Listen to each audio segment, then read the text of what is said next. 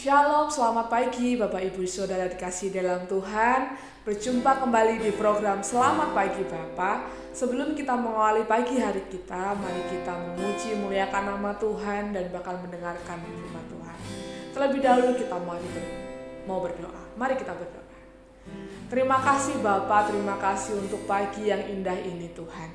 Terima kasih karena Tuhan telah memberikan setiap kami kemurahan supaya kami dapat menikmati pagi hari ini Bapa.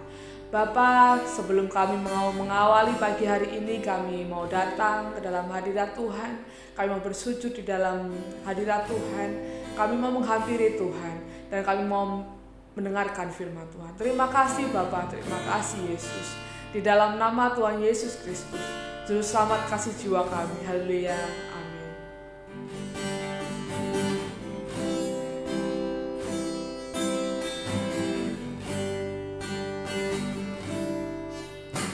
Hidupmu berharga bagi Allah. Tiada yang tak berkenan di hadapannya. Dia ciptakan kau untuk gambarnya. Sungguh terlalu indah kau bagi dia. Dia berikan kasihnya bagi kita. Dia tak relakan segala-galanya. Disalib untuk tebus dosa kita. Karena hidupmu sangatlah berharga. Bulu yang tergulai takkan dipatahkannya. Dia akan jadikan indah. Sungguh lebih berharga. Sungguh yang telah pudar takkan dipadamkannya. Dia akan jadikan terang untuk kemuliaannya.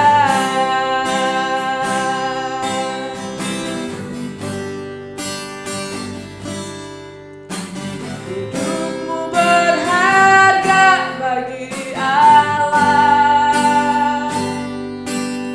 Tiada yang tak berkenan di hadapannya. Dia ciptakan kau untuk gambarnya.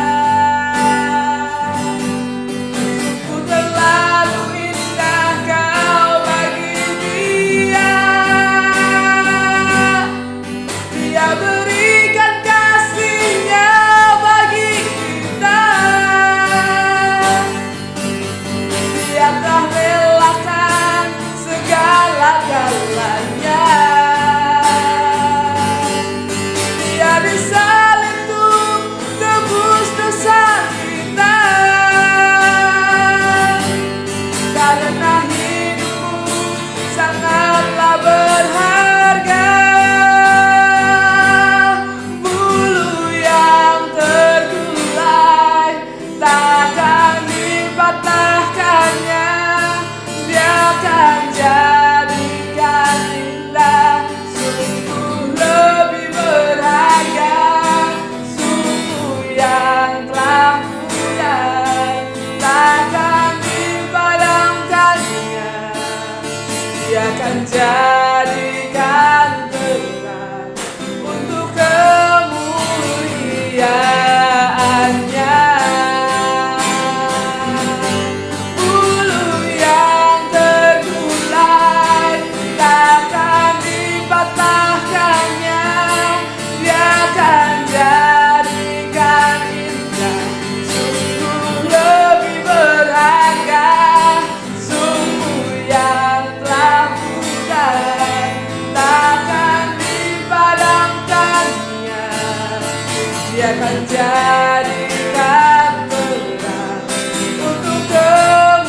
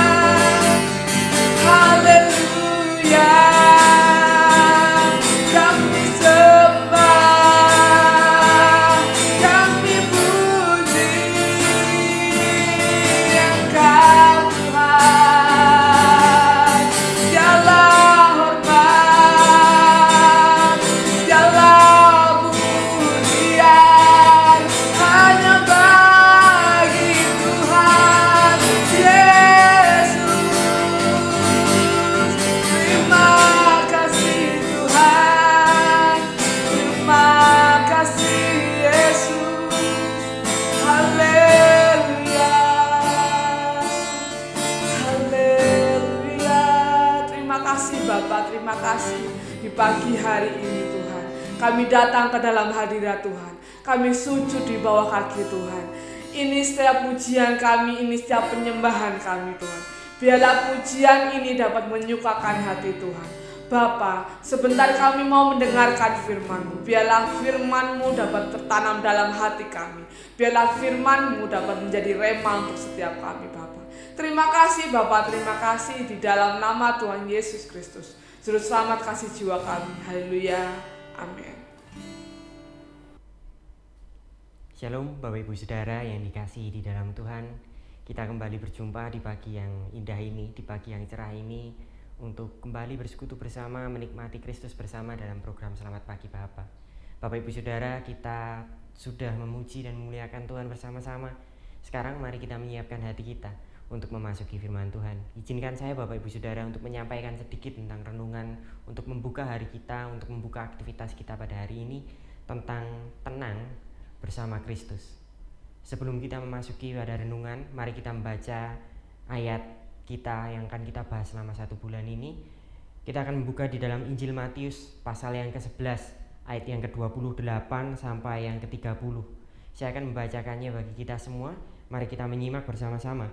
Marilah kepadaku semua yang letih lesu dan berbeban berat, aku akan memberikan kelegaan kepadamu. Pikulah kuk yang kupasang dan belajarlah padaku, karena aku lemah lembut dan rendah hati, dan jiwamu akan mendapat ketenangan. Sebab kuk yang kupasang itu enak dan bebanku pun ringan. Bapak Ibu Saudara, ayat ini adalah salah satu ayat yang sangat terkenal di dalam Alkitab. Dan banyak orang memimpikan hidup tenang. Banyak dari kita, hampir setiap manusia, mungkin bisa dikatakan setiap umat manusia, pasti memimpikan hidup tenang yang jauh dari beban. Bapak Ibu Saudara, semua dari kita pasti menginginkan hidup kita tidak terbeban, tidak ada beban yang menimpa hidup kita. Ini adalah impian kita setiap manusia. Namun Bapak Ibu Saudara, sayangnya impian ini terkesan terlalu besar untuk dijadikan sebuah kenyataan. Mulai dari kanak-kanak, mulai dari anak-anak sampai pada usia senja, kita pasti memiliki bebannya masing-masing. Mulai dari kanak-anak hingga dewasa, bahkan di usia senja, kita pasti memiliki beban dengan porsinya masing-masing. Saat masih kanak-kanak misalnya, beberapa hal mungkin dapat menjadi beban. Misal untuk kita anak-anak yang masih dalam usia sekolah, ulangan itu adalah sebuah beban. Demikian pula saat menginjak usia dewasa. Saat kita mulai memasuki usia dewasa, saat mulai berkeluarga, jelas ini bukan hal yang mudah. Ada apapun dapat menjadi beban di sini. Masalah-masalah ringan dapat menjadi beban di sini. Bahkan saat usia senja, di mana sangat lekat saat beberapa orang memasuki usia senja, ada sebuah istilah yang sering kita dengar, saat-saat di mana usia seharusnya menikmati hidup. Usia senja adalah usia di mana kita menikmati hidup. Namun segala sesuatu dapat menjadi beban di sini. Bahkan kurangnya perhatian dari anak, menantu seringkali menjadi beban pikiran, atau bahkan mungkin masalah-masalah kecil lainnya dapat menjadi pikiran, dapat menjadi beban pikiran. Bapak Ibu Saudara, tidak peduli usia kita, tidak peduli laki-laki atau perempuan, kaya ataupun miskin, setiap kita memiliki cita-cita yang sama, hidup tanpa beban, hidup tenang.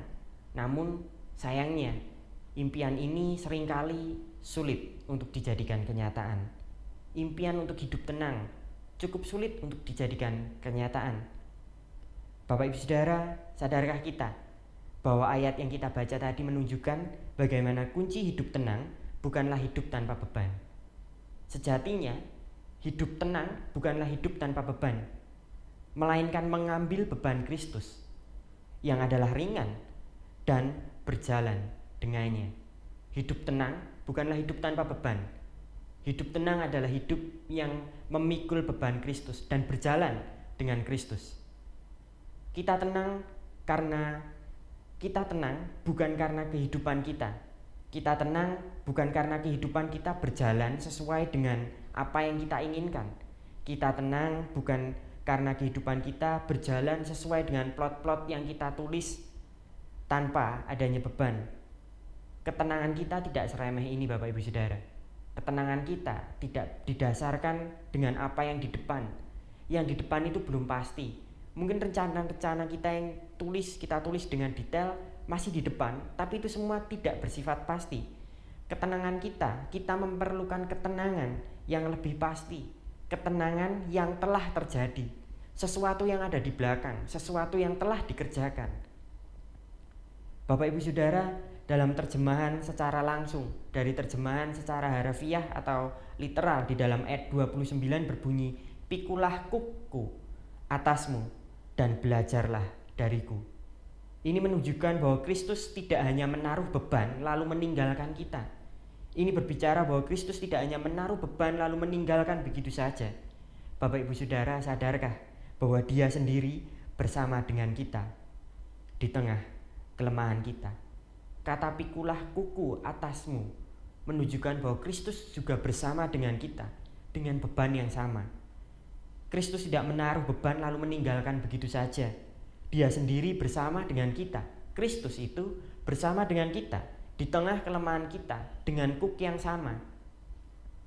Kita tenang karena bersama dengan Kristus yang telah berkorban bagi kita.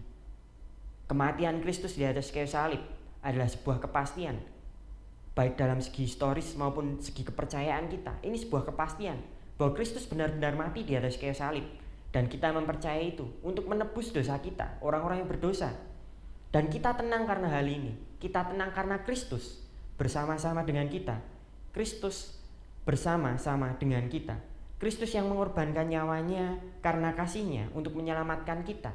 Kristus yang merelakan posisinya untuk menyelamatkan kita karena kasihnya. Bersama dengan kita memikul kuk yang sama. Kristus yang telah berkorban bagi kita manusia berdosa yang hina untuk menyelamatkan kita. Bersama-sama dengan kita memikul kuk yang sama. Bapak Ibu Saudara, inilah ketenangan kita, bahwa kita bersama dengan Sang Juru Selamat. Bahwa kehidupan kita hari ini, memulai hari ini, kita bersama-sama dengan Kristus, Sang Juru Selamat. Sehingga Bapak Ibu Saudara, masalah apapun yang terjadi seharusnya tidak merenggut ketenangan kita, asalkan Kristus bersama dengan kita. Bapak Ibu Saudara, tenang bersama Kristus, mungkin tema yang sering kali kita dengar. Dimanapun kita beribadah, mendengarkan sesuatu, khotbah online, renungan online, mungkin tema ini sering kali kita dengar. Namun, tema ini juga salah satu tema yang cukup sulit untuk diaplikasikan. Masalah kehidupan kadang merenggut ini dari kita. Masalah kehidupan yang kita alami seringkali merenggut ketenangan ini. Hidup kita menjadi gelisah dan tertekan, sulit rasanya menjalani hidup ini sendiri. Kita terjebak dalam kesendirian, kita terjebak dalam kesepian, kita terjebak dalam kondisi yang ditinggalkan dan butuh bantuan. Kita merasa kita sepi, kita merasa kita sendiri, sehingga kita tidak lagi tenang. Bapak Ibu Saudara, jika ada di antara kita yang merasa demikian, marilah kita mengingat kembali bahwa Kristus, Juru Selamat ini, yang telah berkorban bagi kita, menyertai kita.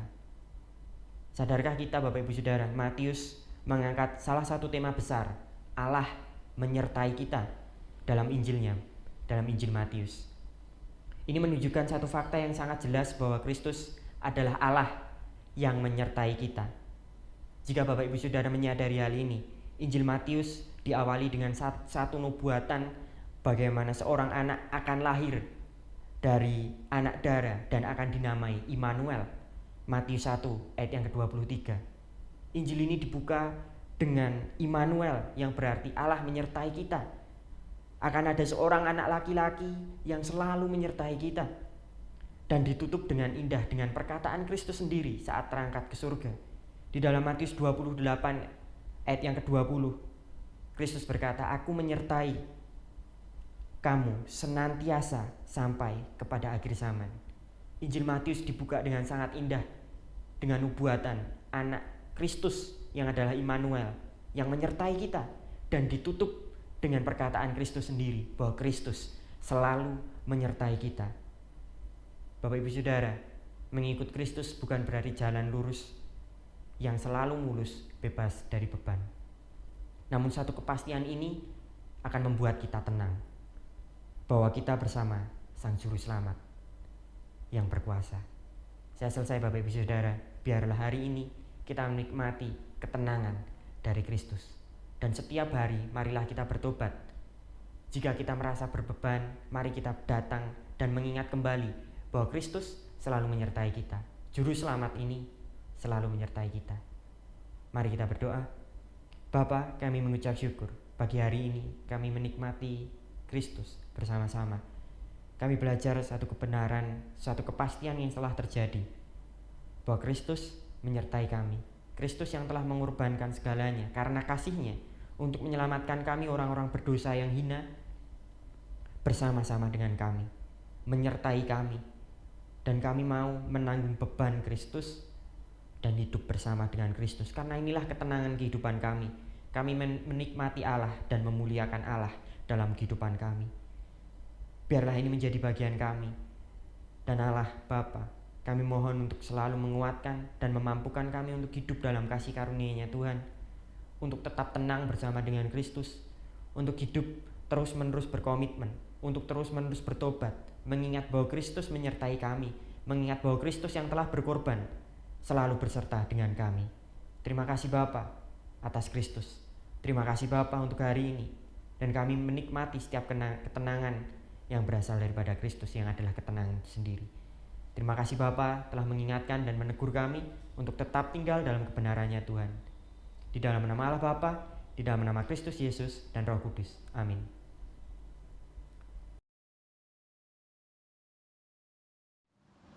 Kita akan bersama-sama menaikkan pokok-pokok doa sesuai dengan daftar yang tercantum di layar.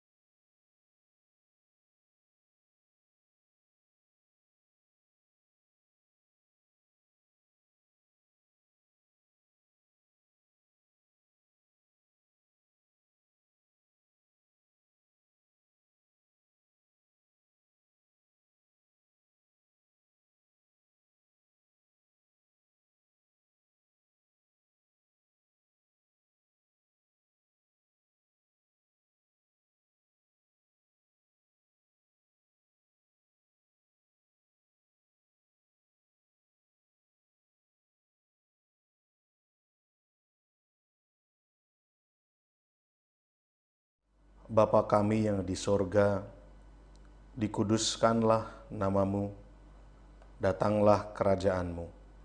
Jadilah kehendak-Mu di bumi seperti di sorga. Berikanlah kami pada hari ini makanan kami yang secukupnya, dan ampunilah kami akan kesalahan kami, seperti kami juga mengampuni orang yang bersalah kepada kami. Dan janganlah membawa kami ke dalam pencobaan, tetapi lepaskanlah kami daripada yang jahat. Karena Engkaulah yang empunya kerajaan dan kuasa dan kemuliaan sampai selama-lamanya. Amin.